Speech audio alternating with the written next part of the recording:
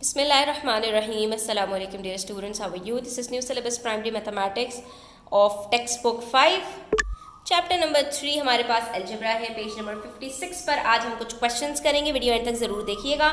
अच्छी लगे तो लाइक कमेंट शेयर कीजिएगा। चैनल सब्सक्राइब नहीं किया है तो सब्सक्राइब कर लीजिए। क्वेश्चन नंबर 6 में हमसे कह रहे हैं in a basket there are q apples. एक बास्केट है, ठीक है, उसके अंदर कुछ एप्पल्स रखे हुए हैं। अब वो कितने हैं वो नहीं पता हमें उन्होंने कह दिया क्यू एप्पल्स हैं, यानी कुछ एप्पल्स हैं। And twice as many oranges as apples. अब एप्पल्स जितने भी हैं ना उसके 2 टाइम्स ऑरेंजेस हैं, यानी अगर एप्पल्स मेरे पास 4 हैं तो 4 2s आर 8 मेरे पास ऑरेंजेस हैं। अगर मेरे पास 5 एप्पल्स हैं तो मेरे पास कितने ऑरेंजेस होंगे? 5 2s आर 10 ऑरेंजेस हैं। इसी तरह से अगर मेरे पास 10 एप्पल्स हैं तो उसका डबल कर दूं 20 ऑरेंजेस हैं। और अगर मेरे पास क्यू एप्पल्स हैं बच्चों तो क्या करूंगी? वेरी गुड, सेम पैटर्न को फॉलो करेंगे। 2 से मल्टीप्लाई करेंगे, कोफिशिएंट पहले आएगा, वेरिएबल बाद में आएगा और हमारे पास बन जाएगा 2Q ऑरेंजेस। तो हमसे पूछ रहे हैं कि आप ये बता दो कि how many oranges are there. तो आपने क्या करना है, हमसे कहा एप्पल्स लो, उसको मल्टीप्लाई कर दो 2 से, तो आपको पता चल जाएगा कि आपके पास कितने नंबर ऑफ ऑरेंजेस हैं। हमने लास्ट वीडियो में सीख लिया था कि जब हम एक वेरिएबल को एक नंबर से मल्टीप्लाई करते हैं तो हमारे पास जो नंबर होता है वो पहले आ जाता है और जो वेरिएबल होता है वो उसके साथ लग जाता है। तो ये हमारे पास एक अलजेब्रिक एक्सप्रेशन बन जाती है। इससे हमें पता चला कि हमारे पास कितने ऑरेंजेस हैं। हमारे पास 2Q ऑरेंजेस हैं। Q एप्पल्स हैं और उसके डबल यानी 2Q ऑरेंजेस हैं, ठीक है।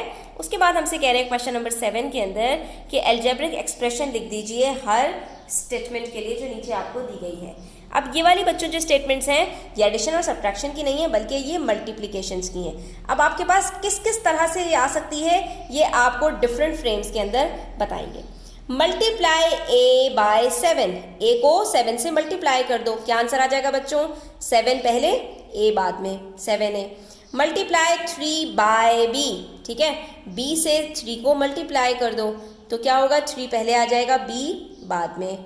9 ग्रुप्स ऑफ C। मल्टीप्लिकेशन के लिए आपको ये बता रहे हैं कि कभी कभी ग्रुप्स का वर्ड भी यूज होता है। क्यों? क्योंकि सेम चीज़ों के ग्रुप्स बनते हैं और उसके अंदर आप नंबर ऑफ ग्रुप से नंबर ऑफ डेटा को मल्टीप्लाई कर देते हो तो आंसर आ जाता है। तो C के 3 ग्रुप्स हैं, ठीक है, एक ग्रुप, दूसरा ग्रुप, तीसरा ग्रुप। तो क्या करेंगे? C को मल्टीप्लाई कर देंगे 9 से, ठीक है, 9 ग्रुप से, सॉरी। तो ये क्या आंसर आ जाएगा? 9C। 5 टाइम्स। अब मल्टीप्लिकेशन के लिए कभी टाइम्स का वर्ड भी यूज करते हैं। 5 टाइम्स ऑफ D, जैसे हम पढ़ते हैं 2 times 2 is 4, 3 times 6 is 18। Table इस तरह भी पढ़ा जाता है बच्चों, तो इसलिए आपने इस चीज़ को भी ध्यान में रखना है कि 5 टाइम्स ऑफ D का मतलब क्या है? D मल्टीप्लाई बाय 5, आंसर क्या आएगा? 5D, ठीक है। इस चीज़ का भी ध्यान रखना है कि जब मल्टीप्लाई करते हैं तो वेरिएबल और कोफिशिएंट के बीच में कोई साइन नहीं लगता। There are X peanuts. X peanuts हैं एक पैकेट में, ठीक है, एक पैकेट है, उसके अंदर कितने पीनट्स हैं?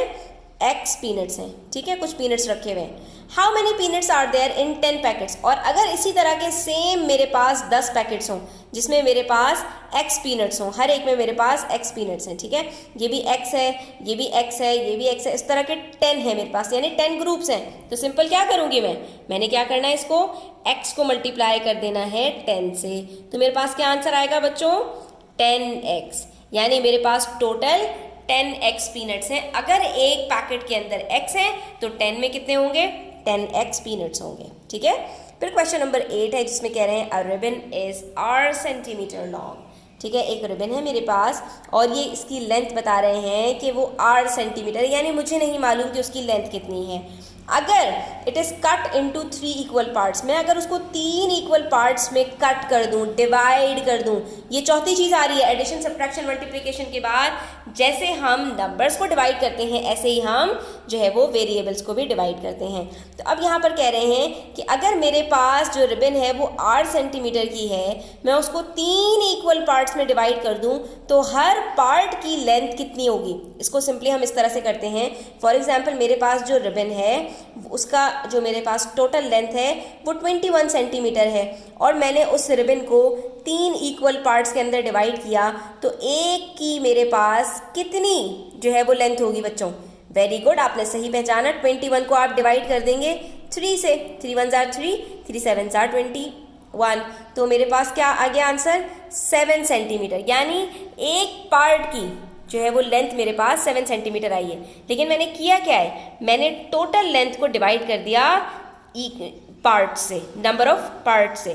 ठीक है, तो यहाँ पर भी हम यही करेंगे कि हमें यहाँ पर बता दिया टोटल लेंथ कितनी है r, इसको हम डिवाइड कर देंगे 3 से। ठीक है, तो ये मेरे पास क्या बनेगा, r divided by 3 is equals to r upon 3। जैसे बिल्कुल ये था बिल्कुल ही वैसे यही है, r अपॉन 3।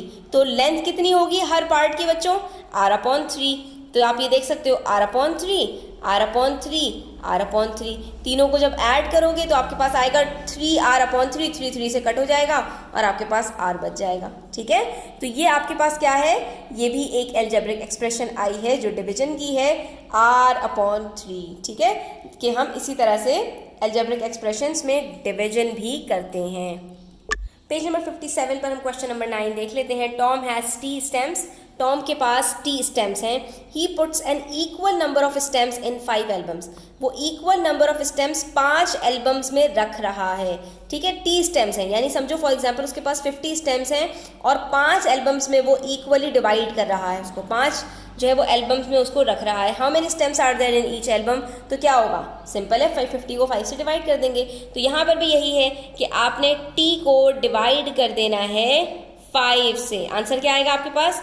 t upon 5। तो there are t upon 5 stems in each album. ठीक है, सिंपली हमने इसको डिवाइड कर दिया। क्वेश्चन नंबर 10 है हमारे पास इसी तरह, there are 2W cupcakes in a box. एक बॉक्स है उसके अंदर 2W कप केक्स हैं, एक बॉक्स के अंदर। ठीक है, कितने हैं? 2W। 7 चिल्ड्रन शेयर दी कप केक्स इक्वली। शेयर का मतलब ही क्या होता है? डिवाइड करना। ठीक है, तो 7 बच्चे इसको डिवाइड कर रहे हैं। कितने बच्चे हैं? 1 2 3 4 5 6 7, 7 बच्चों में ये डिवाइड हो रहा है। तो how many cup cakes will each child receive? तो टोटल कितना है बच्चों? हमने सबसे पहले टोटल लिखना होता है, डिवीजन का साइन लगाते हैं और उसके बाद हम क्या कर देते हैं, इसको नंबर ऑफ जो भी हमारे पास डेटा है उससे डिवाइड कर देते हैं। तो ये क्या बन गया? 2W अपॉन 7, यानी हर बच्चे को कितना कप केक मिलेगा? 2W upon 7। कितना सिंपल है, इसके अंदर कोई नंबर लंबी चौड़ी बात नहीं है, बिल्कुल सेम वैसे ही है जैसे आप डिवाइड करते हैं, बस नंबर्स की जगह पर यहाँ पर वेरिएबल्स आ जाएंगे। इसी तरह क्वेश्चन नंबर 11 है, इसके अंदर हर जो है वो स्टेटमेंट के लिए हमें एक अलजेब्रिक एक्सप्रेशन लिखनी है। Divide a bye 2। डिवीजन के अंदर क्या होता है, जो पहले है वो ऊपर, जो बाद में है वो नीचे। तो ये क्या हो गया? a upon 2।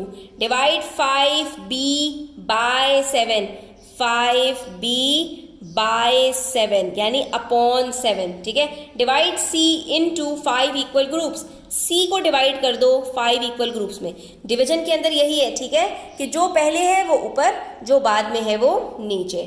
Divide d plus 1 into 9 equal groups. d plus 1 को डिवाइड करना है पूरे को 9 से। ठीक है, इसी तरह से 4 children share p chocolates equally. 4 बच्चे शेयर कर रहे हैं, टोटल चॉकलेट कितनी है? p है। How many chocolates does each child gate? तो हर बच्चे को कितनी चॉकलेट मिलेगी? तो हमें देखना है टोटल नंबर ऑफ चॉकलेट्स कितनी है? p चॉकलेट्स हैं। बच्चे कितने हैं? 4 हैं, तो हर एक को p अपॉन 4 चॉकलेट्स मिल जाएंगी। इसी तरह से क्वेश्चन नंबर 12 है, Bala is 10 years old now. Bala's cousin is twice as old as Bala. Bala की एज बताई 10 years की है। बाला की जो कजन है उसकी एज, बाला की जो कज़न है उसकी एज उससे डबल है। ट्वाइस का मतलब डबल है, यानी अगर बाला t ईयर्स की है तो वो t मल्टीप्लाई बाय 2 यानी 2t ईयर्स की है। How old was बालास cousin 2 years अगो? तो बाला की जो कज़न है वो 2 साल पहले कितनी साल की रही होगी? तो अभी की हम एज निकालेंगे, उसमें -2 कर देंगे तो मुझे पता चल जाएगा कि बाला की कज़न की एज 2 साल पहले कितनी थी। पहले मुझे अभी की एज पता होनी चाहिए, तो अभी की एज निकालने के लिए मैं क्या करूँगी? टी को 2 से मल्टीप्लाई कर दूँगी, तो मुझे अभी की एज पता चल गई कि बाला अभी 30 ईयर्स की है, तो बाला की कज़न कितनी हुई? 2t ईयर्स की, लेकिन वो अभी की एज है, नाउ की। ठीक है, तो 2 साल पहले कितनी साल की होगी? 2t में से आपने 2 को सब्ट्रैक्ट कर देना है, तो आपके पास आंसर आ जाएगा कि बाला की एज 2 साल पहले 2t - 2 ईयर्स थी। ठीक है स्टूडेंट्स, इसी तरह हम पेज नंबर 58 के ऊपर यहाँ पर जो टेबल दिया है इसको भी सॉल्व कर लेते हैं। इसके अंदर हमसे कह रहे हैं कि बाला की एज t ईयर्स है और उसकी कज़न की एज 2t है, यानी उससे डबल है। ठीक है, तो ये अभी की बात है। 2 साल पहले बाला की एज कितनी थी? 2t minus 2। तो बाला की एज कितनी थी बच्चों?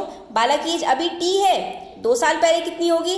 t माइनस 2, 2 साल कम कर दो। ठीक है, 10 साल पहले, अगो का मतलब 10 साल पहले बाला की एज कितनी होगी बच्चों?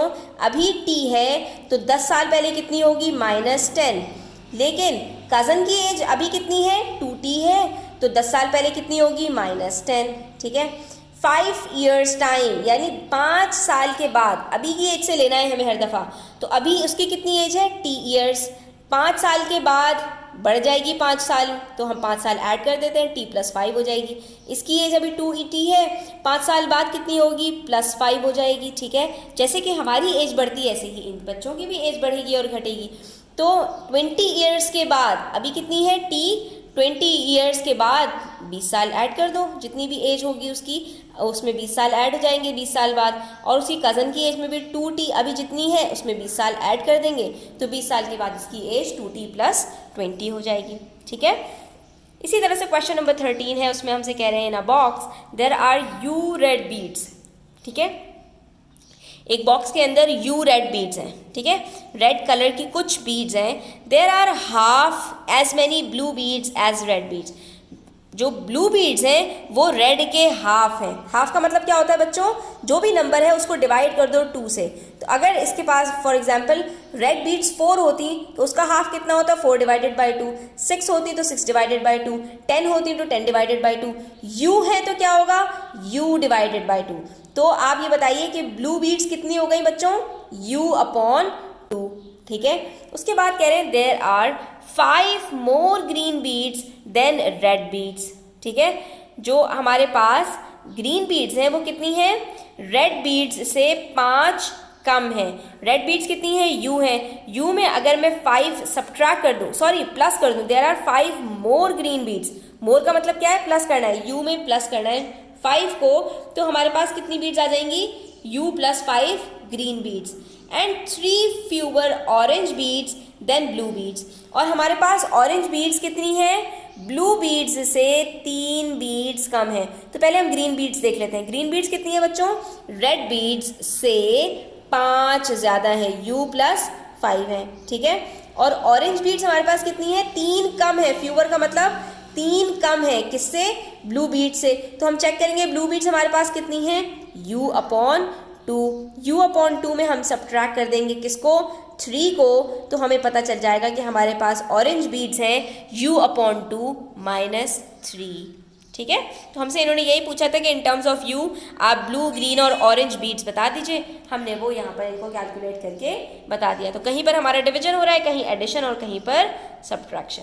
तो बस आपने इन्हीं चीज़ों को ध्यान में रखना है बच्चों के, कहीं पर डबल होगा, कहीं पर हाफ होगा, कहीं पर शेयरिंग होगी, कहीं पर इक्वली डिवाइड होगा, कहीं पर ऐड और कहीं पर सब्ट्रैक्ट होगा। इस तरह से आपने करके अपने अलजेब्रिक एक्सप्रेशंस को बना लेना है।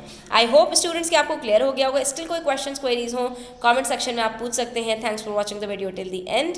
टेक केयर, अल्लाह हाफिज़।